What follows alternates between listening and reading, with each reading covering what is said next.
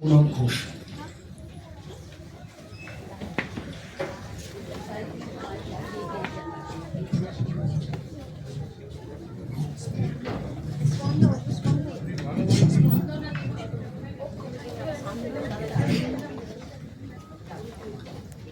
নমস্কার। অপরাজিতা কবি চন্দননাথ। জানো মা, আমি না কবিতা লিখেছি, তোমরা পড়বে কি তা? মার কাছে গিয়ে খাতা মেলে ধরে ছোট্ট অপরাজিতা। রাগী চোখ মেলে মা তাকে বলে, মাথা কি খারাপ হলো? ছাইপাস সব না লিখে বরং অঙ্কের খাতা খোলো।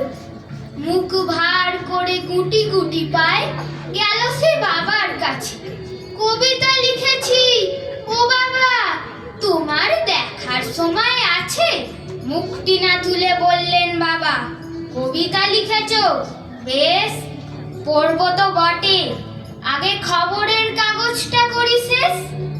অগত্যা গেল দিদির কাছে, ডাকলো সে, ও দিদি আয়, দেখ না কেমন ছবিটা এঁকেছি ছোট্ট এই কবিতায়।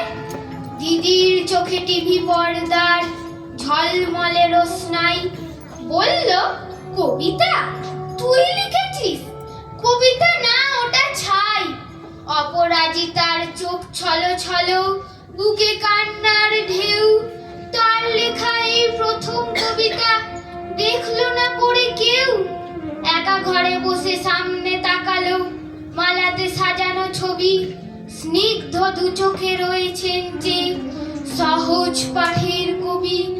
কবিতার খাতা মেলে সে ধরলো, ঠোঁট দুটো থরো থরো। বলল, ঠাকুর কেউ না পড়ুক, তুমি এ কবিতা পড়ো। কি জানি কি করে কি যে হয়ে গেল এ কথার সাথে সাথে। রবি ঠাকুরের মালা থেকে ফুল ঝরলো সে খাতাটিতে। মনে হলো তার সামনে দাঁড়িয়ে বুঝি রবীন্দ্রনাথ।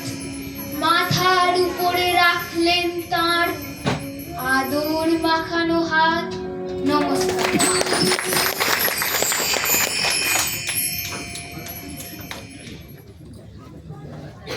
পরবর্তী ডেকে নেব